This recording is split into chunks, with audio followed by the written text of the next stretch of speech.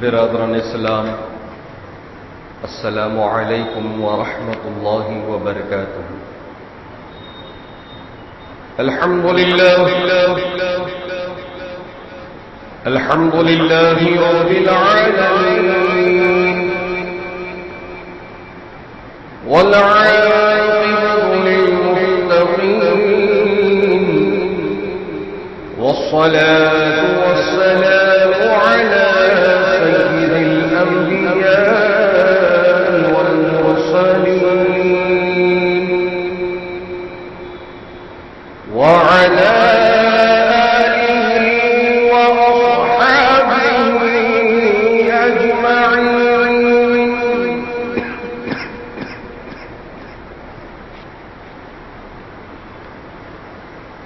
أما بعد،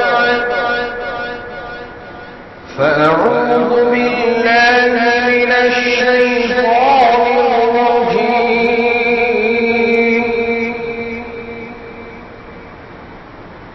بسم الله الرحمن الرحيم،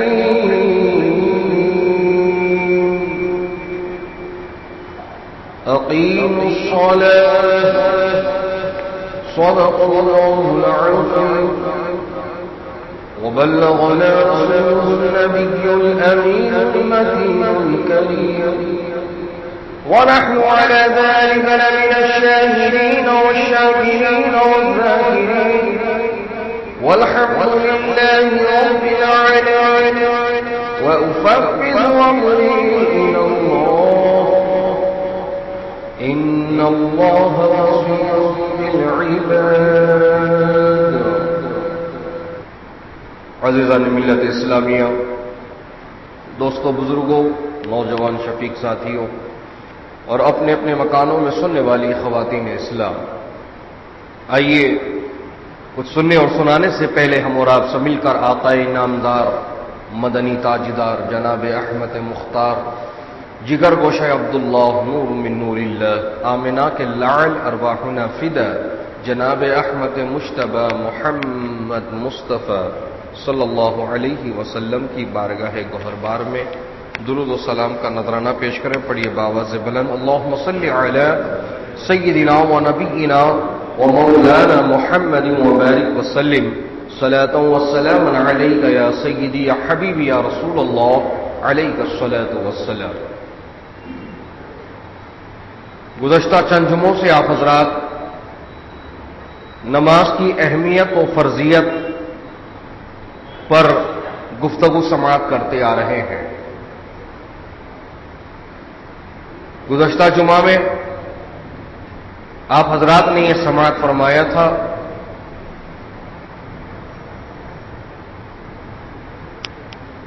کہ اسلام کے جو مسائل ہیں انہیں ہمیں سیکھنا ہے، اور نہ صرف سیکھنا ہے بلکہ ہمیں اس پر عمل بھی کرنا ہے، کہ جیسا کہ آپ کو یہ بتایا گیا کہ جس کی طہارت اور وضو کامل ہوگا یقیناً اس کی نماز بھی کامل ہوگی، اور اگر ان میں کچھ نقص پایا گیا، کمی پائی گئی، تو یقیناً اس کا اثر عبادت یعنی نماز پر بھی ہوتا ہے۔ حضرات محترم،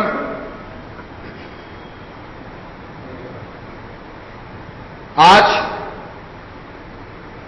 سب سے اہم اور ضروری بات یہ ہے کہ ہم اپنی اولاد کو، اپنے ماتحت جتنے لوگ ہیں ان کو اسلام کی صحیح تعلیمات سے ہم آشنا کریں، ان کو واقف کریں، کہ اس جانب ہماری توجہ بالکل بھی نہیں رہی کہ ہم اپنے بچوں کو اسکول میں بھیجتے ہیں اور وہ اسکول جہاں دنیاوی علوم پڑھائے جاتے ہیں، وہیں پر کوئی ایسا انتظام نہیں ہوتا جس سے ہمارا بچہ دینی تعلیم سے واقفیت حاصل کر سکے، شرعی مسائل سے واقفیت حاصل کر سکے اور ان کو سمجھ سکے کہ ہمیں کس طرح سے اپنی زندگی گزارنی ہے۔ حضرات محترم، اور اسکول کے بعد جب بچہ گھر پر پلٹتا ہے، گھر پر واپس ہوتا ہے، تب ماں باپ کی بھی یہ دلچسپی نہیں رہتی کہ ہم اسے کوئی ایسی بات بتائیں جس کا تعلق دین سے ہے، اسلام سے ہے، اسلامیات سے ہے۔ دوستوں اور بزرگوں، ہمیں اس بات پر توجہ دینی ہے اور اپنے ماحول میں تبدیلی لانی ہے اور اپنے بچوں کو باضابطہ طور پر دینی تعلیم سے آراستہ و پیراستہ کرنا ہے۔ حضرات محترم، آپ جائزہ لیں، دینی مدارس جہاں پر بہت کم تعداد میں بچے پڑھ رہے ہیں، ہم خود اپنی نگرانی میں 2 مدرسے 3 مدرسے الحمدللہ چلا رہے ہیں۔ حضرات محترم، جہاں پڑھنے والوں کی تعداد 100-125 رہے گی، لیکن وہیں آپ اسکولوں کا جائزہ لیں تو معاملہ ویٹنگ لسٹ میں چل رہا ہے۔ ڈیمانڈ سے اسکول والے اپنا اسکول چلا رہے ہیں، اس میں کئی ساری ضروری اور غیر ضروری شرائط کو شامل کیے ہوئے ہیں، لیکن اس کے باوجود ہماری دلچسپی یہی ہے کہ ہمارا بچہ اسکول ہی پڑھے، ہمارا بچہ انجینئر بنے، ڈاکٹر بنے۔ حضرات محترم، ہر ماں باپ کی یہی خواہش ہو گئی ہے، ہر ماں باپ کی یہی تمنا ہو گئی ہے۔ میں اس کی قدر کرتا ہوں اور میں آپ کو اس سے منع نہیں کرتا، نہ ہی میں اس کو روکتا ہوں، بلکہ میں آپ سے کہوں گا کہ یقیناً آپ اپنی اولاد کو انگریزی تعلیم پڑھائیے، ان کو ڈاکٹر اور انجینئر بنائیے، لیکن اس سے پہلے ان کو سچا پکا مسلمان بنائیے، انہیں سچا پکا مسلمان بنائیے۔ حضرات محترم، کہ ہم اس جانب توجہ نہیں دے رہے ہیں، جس کی وجہ سے ہماری اپنی اولاد غیروں کے طور طریقوں کو اپنا رہی ہے۔ ہم اس جانب توجہ نہیں دینے کی بنا پر ہمارے گھر کے بچے غیروں کا ماحول اپنا رہے ہیں۔ حضرات محترم، سلام کا طریقہ چلا گیا، ہائی ہلو کا طریقہ چل پڑا ہے، خدا حافظ اللہ حافظ کا طریقہ چلا گیا، بائے بائے اور ٹاٹا کا ماحول چل پڑا ہے۔ حضرات محترم، اسی طرح سے لال دسترخوان بچھا کر کھانا کھانے کا طریقہ چلا گیا ہے، ڈائننگ ٹیبل یا پھر بف سسٹم میں کھڑے ہو کر کھانا کھانے کو آج کی نئی زمانے کی تہذیب کا نام دیا جا رہا ہے۔ حضرات محترم، اسی طرح سے بہت ساری ایسی چیزیں ہیں جس جانب ہمیں توجہ دینے کی ضرورت ہے اور اپنی اولاد کو، اپنے گھر والوں کو اسلامی ماحول میں ڈھالنے کی ضرورت ہے۔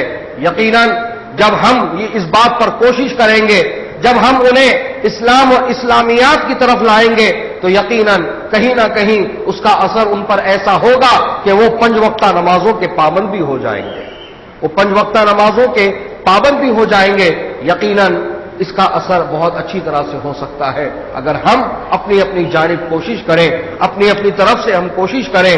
یقیناً ہر گھر کے بڑے کی یہ ذمہ داری ہے کہ وہ اپنے چھوٹوں کو ساتھ لے کر چلے اور ان کی صحیح تعلیم و تربیت کا وہ انتظام کرے۔ حضرات محترم، جو آپ کی نابالغ اولاد ہے وہ آپ اس کے ذمہ دار ہیں، اور آپ کی یہ ذمہ داری ہے کہ آپ ان کے صحیح تربیت و تعلیم دیں، آپ ان کی صحیح تربیت کریں اور ان کو صحیح تعلیم دیں، اور یقیناً انہیں نماز کا بھی حکم دیں۔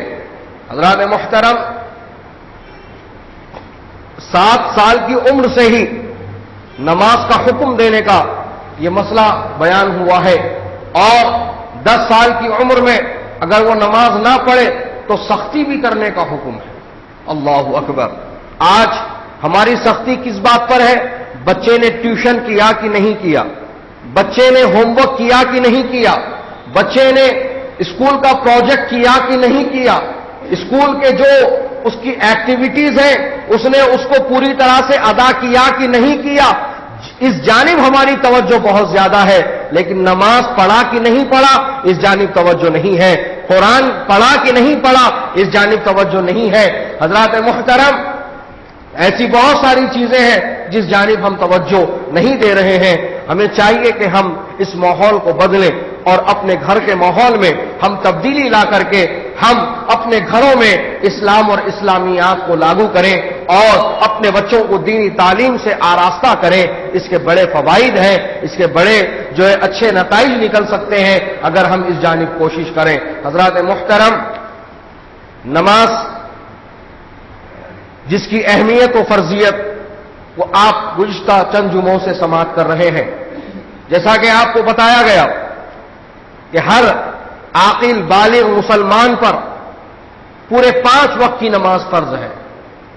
حضرات محترم، فجر سے لے کے عشاء یہ پورے 5 وقت کی نماز ہر مسلمان ادا کرنا لازم و ضروری ہے کہ ان پر یہ فرض بنا ہوا ہے اور اس فرض سے وہ بھاگ نہیں سکتے یا اس جانب وہ لاپرواہی سے کام نہیں لے سکتے، بلکہ انہیں چاہیے کہ وہ اس جانب توجہ دیں اور خود بھی نماز کی پابندی کریں، اپنے گھر کے بچوں کو بھی نماز کا پابند بنائیں، اپنے گھر کی عورتوں کو بھی نماز کا پابند بنائیں۔ یقیناً یہ ہر گھر کے بڑے کی ذمہ داری ہے۔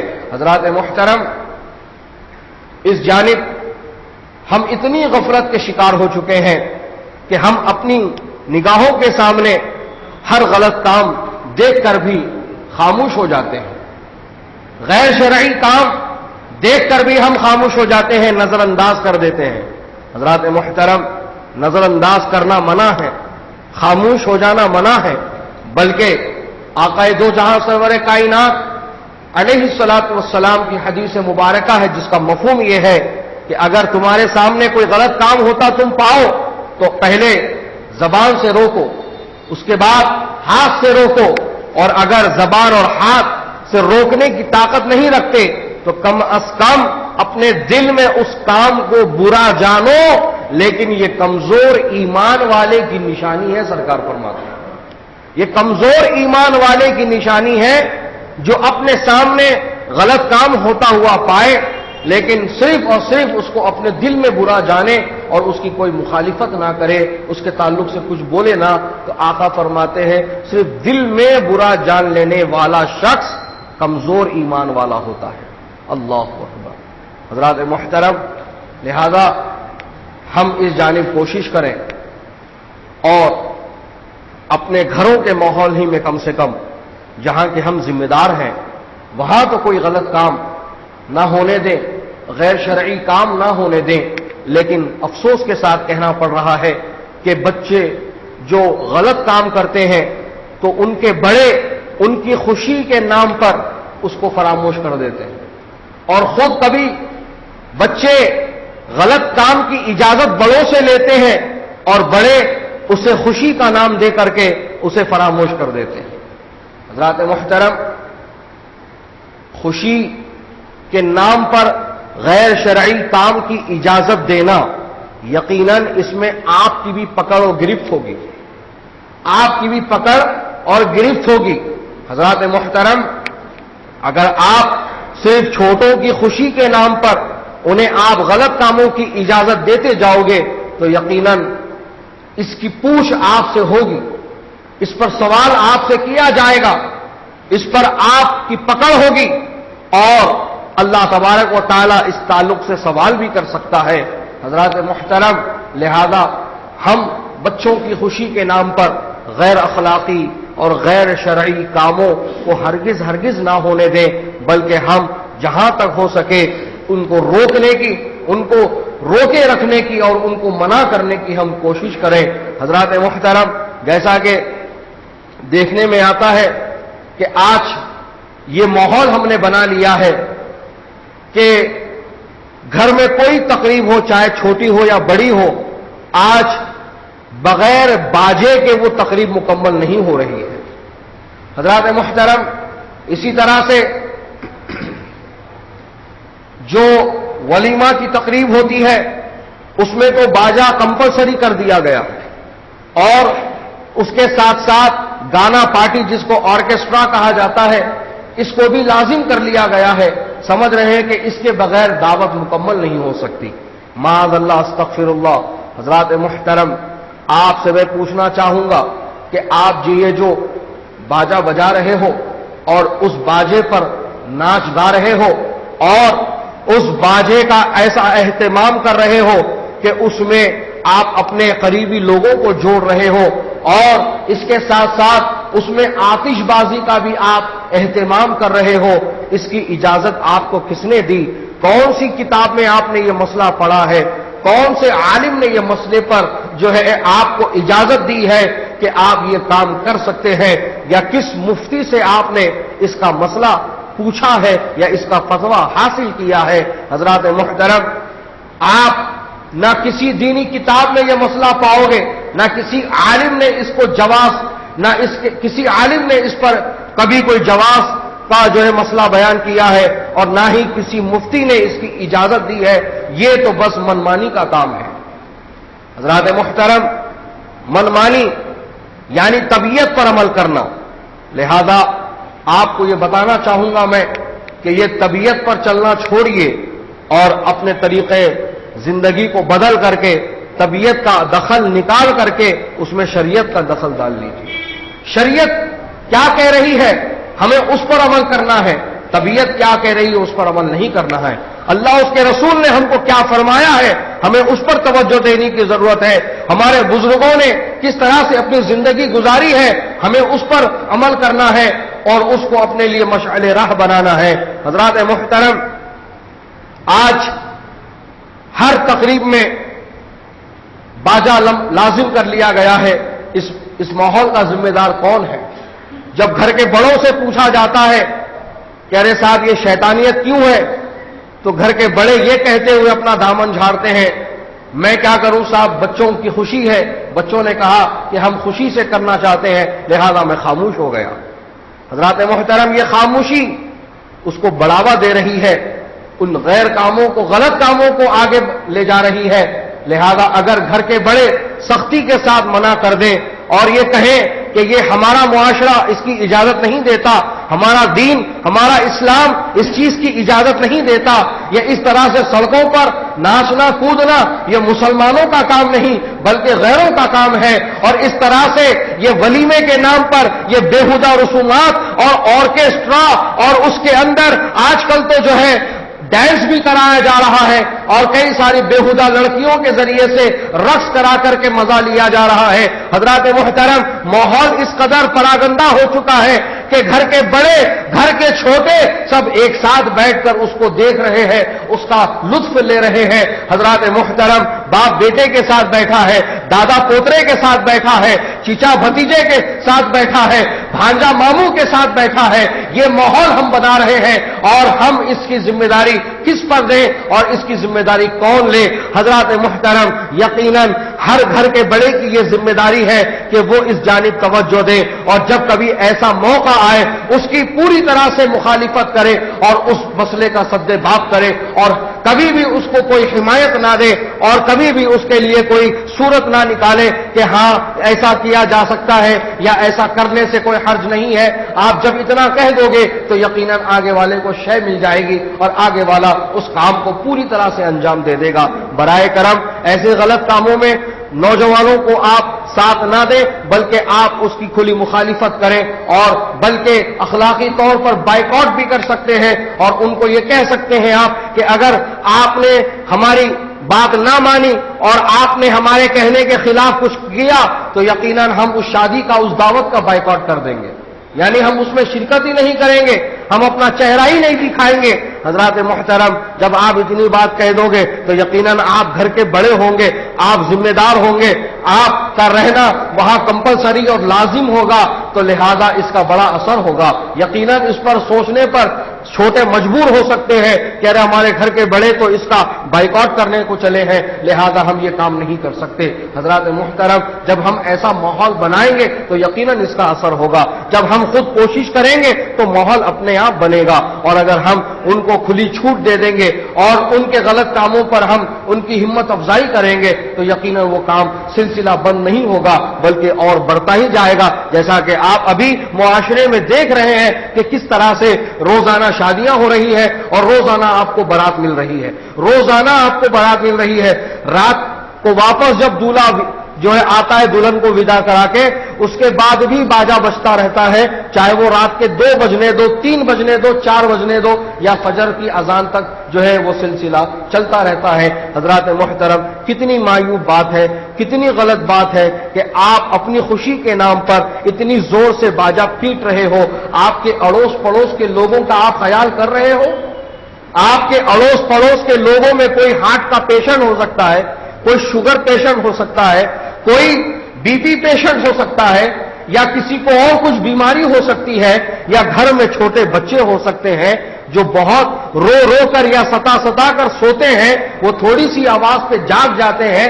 اگر آپ ان کے گھر کے سامنے اتنی زور آواز سے آپ باجا پیٹو گے تو یقیناً ان گھر والوں کو کیا تکلیف نہیں ہوگی؟ کیا آپ کو اس کا احساس نہیں ہوتا؟ کیا آپ کو اس بات کی طرف توجہ نہیں ہوتی؟ حضرات محترم، توجہ کرنا ہوگا، ہمیں احساس لینا ہوگا، اور ہمیں آقا پاک علیہ الصلوۃ والسلام کی احادیث مبارکہ پڑھنا پڑے گا اور ان کے مفہوم کو سمجھنا پڑے گا کہ سرکار مدینہ علیہ السلام نے سچے مسلمان کی پہچان کیا بتائی ہے۔ سرکار نے فرمایا سچے مسلمان کی پہچان یہ ہے کہ اپنے بھائی کو نہ ہاتھ سے تکلیف دے نہ زبان سے تکلیف دے۔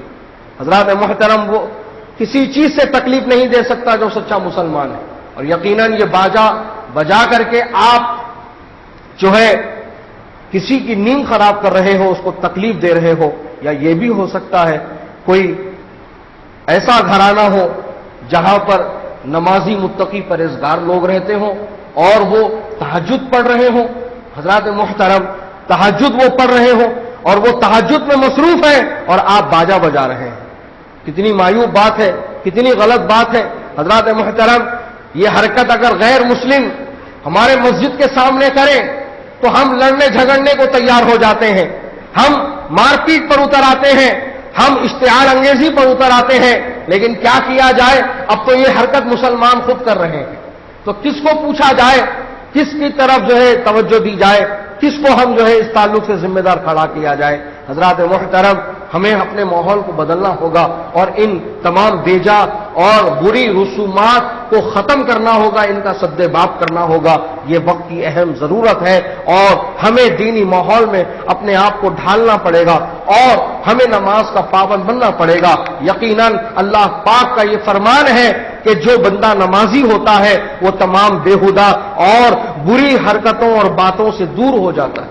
یہ خود اللہ تبارک و تعالی قرآن مجید میں ارشاد فرما رہا ہے، جیسا کہ ارشاد باری تعالیٰ ہے، ان الصلاۃ تنہی عن الفحشاء والمنکر، بے شک نماز روکتی ہے ہر بری بات سے اور بے حیائی سے۔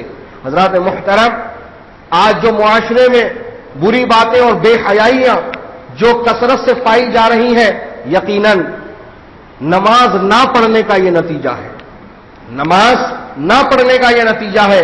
حضرات محترم، آج ہمارے نوجوانوں کا حال کیا ہو چکا ہے؟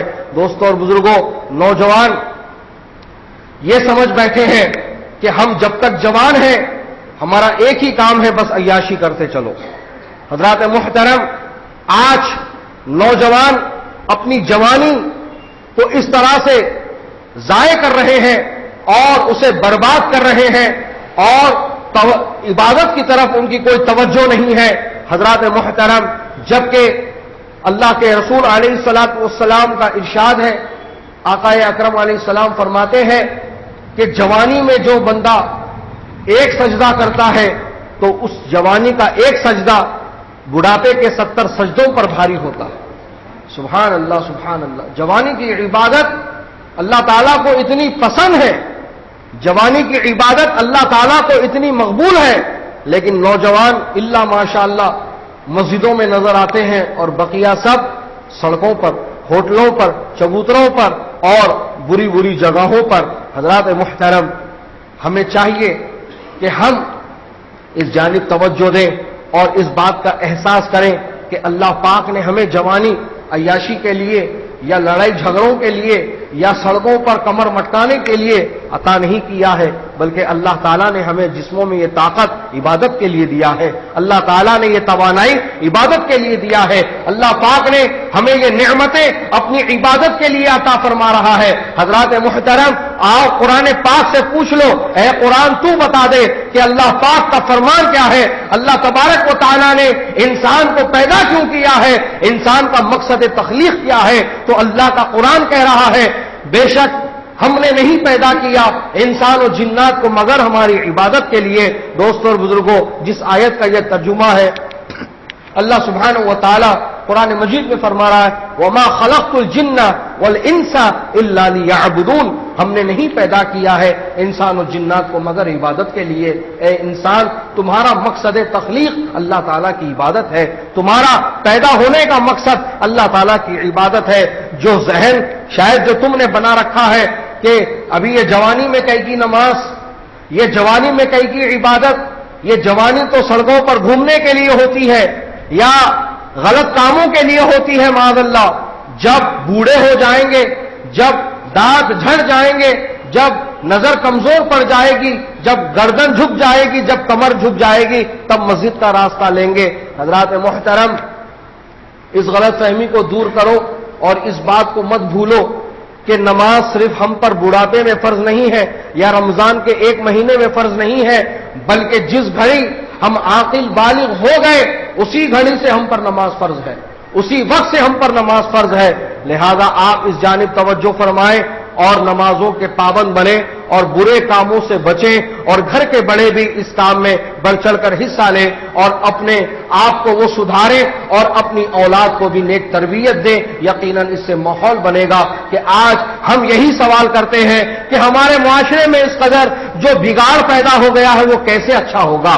ہم اس پر کبھی کبھی تبادلہ خیال کر لیتے ہیں، کبھی کبھی اس پر ہم گفتگو کر لیتے ہیں. تو ہمارا ایک ہی سوال ہوتا ہے کہ بھائی اس کا کام کیسے شروع کیا جائے، اس پر سدھار کیسے لایا جائے. تو دوستوں اور بزرگوں، اسی پر بحث ہوتا ہے کہ اسی پر یہ بات چلتی ہے، نئی اخبار کے ذریعے سے اس کا کام ہونا چاہیے، نئے ٹی وی چینل کے ذریعے سے اس کا کام ہونا چاہیے، نئی ماہانہ جو ہے کوئی کتاب شائع ہونی چاہیے.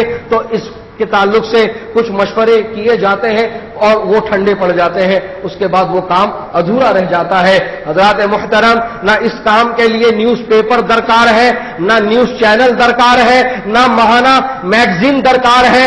اگر ضرورت ہے تو آپ کی دلچسپی کی ضرورت ہے.